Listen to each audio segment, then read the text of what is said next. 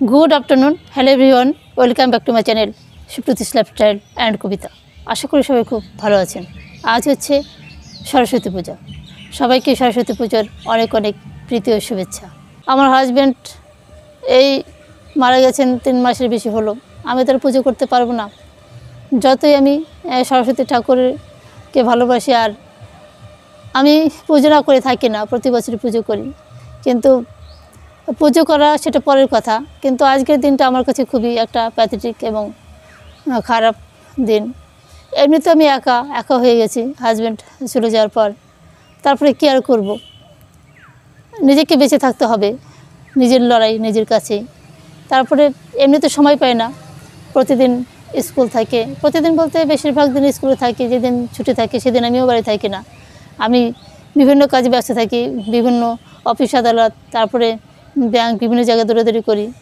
কিন্তু আজকে তো কোনো জায়গায় খোলা নেই, আর পুজোর ছুটি, এমনিতে রবিবার, তাই আজকে বাড়িতেই ছিলাম। কিন্তু বাড়ির সামনে খুব ঘটা করে পুজো হচ্ছিল ভাইয়ের স্কুলে, প্রাইমারি স্কুলে যেতে বলেছিল, ভাইয়ের বউ সবাই যেতে বলেছিল, তারপরে পাড়ার বউরা বলেছিল, কিন্তু আমি গেলাম না। আমার মনটা খুবই খারাপ। প্রত্যেক বছর সরস্বতী পুজোর দিন আমি খুব মজা করি, গ্রামের ছেলে মেয়েদের সঙ্গে ভিডিও করি, তারপরে প্রতি স্কুলে ঘুরি, পাড়ায় ঘুরি, হাজব্যান্ডের সাথে ঘুরতে যাই বিকেলে। খুবই গুরুত্বপূর্ণ একটা দিন সরস্বতী পুজো আমার জীবনে। তো হাজব্যান্ড থাকলে আমাকে অনেক জায়গায় ঘুরতে নিয়ে যেতেন। সারা দুপুর পুজো করা, তার বিভিন্ন জায়গায় ঘোরাঘুরি করা, তারপরে আবার বিকেলে ঘুরতে যাওয়া। প্রত্যেক বছর সরস্বতী পুজোর দিন এতটাই ব্যস্ত থেকে যে হাজব্যান্ড ভোর উঠে তাড়া দিতেন যে তুমি পুজো করবে না, তাড়াতাড়ি রান্না সারো। তারপরে রান্না সেরে স্নান করে পুজো দিতে যেতাম। পুজো দিয়ে তারপরে পাড়ায় ঘুরতাম, পাড়ার ছেলে মেয়েদের সঙ্গে ভিডিও করতাম। তারপরে বিকেল হলেই হাজব্যান্ডের সঙ্গে ঘুরতে যেতাম। কিন্তু বন্ধুরা, আজকে আমার মনটা এতটাই খারাপ হয়ে গেছে যে আজকে আমি কোনো সরস্বতী পূজার প্যান্ডেলেই গেলাম না, বাড়িতে এইভাবে ছিলাম।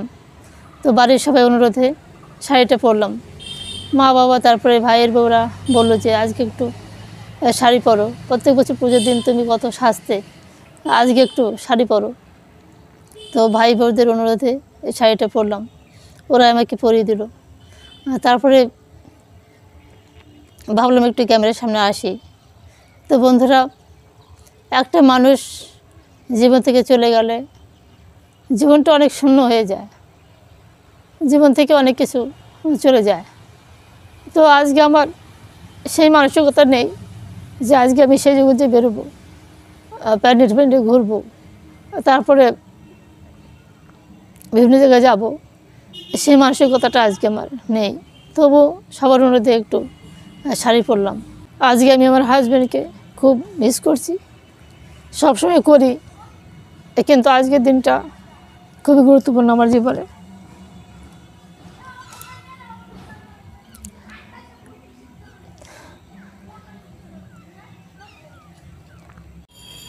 আমার শ্বশুরবাড়ির এলাকা থেকে আমার বাবার বাড়ির এলাকাটা অনেক উন্নত জায়গা।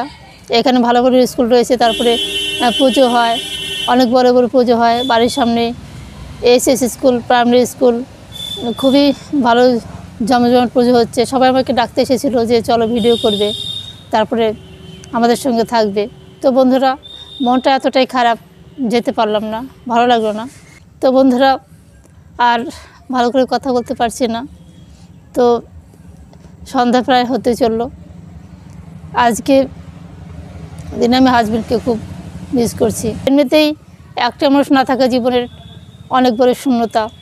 তারপরে একটা অনুষ্ঠান, সেটা বেশি করে মনে করে দেয় এবং মন খারাপ হয়ে যায়। তো কী করব, একটা সময় খুবই ভেঙে পড়ি, খুব মন খারাপ হয়ে যায়, মনে হয় যে বাঁচতে ইচ্ছে করে না, হয়তো আর বাঁচাটাই সম্ভব থাকে না। কিন্তু ঘুরে দাঁড়াতে হবে, আবার ঘুরে দাঁড়াই, আমাকে বাঁচতে হবে, এই পৃথিবীতে বাঁচতে হবে, কিছু আর করার নেই, এইভাবে বেঁচে আছি। তো বন্ধুরা, আর ভালো লাগছে না, ভিডিওটা এখানেই শেষ করলাম। সবাই ভালো থাকবেন, সুস্থ থাকবেন, আর আমার চ্যানেলে নতুন হলে অবশ্যই চ্যানেলটাকে সাবস্ক্রাইব করে আমার পাশে থাকবেন। ধন্যবাদ সবাইকে।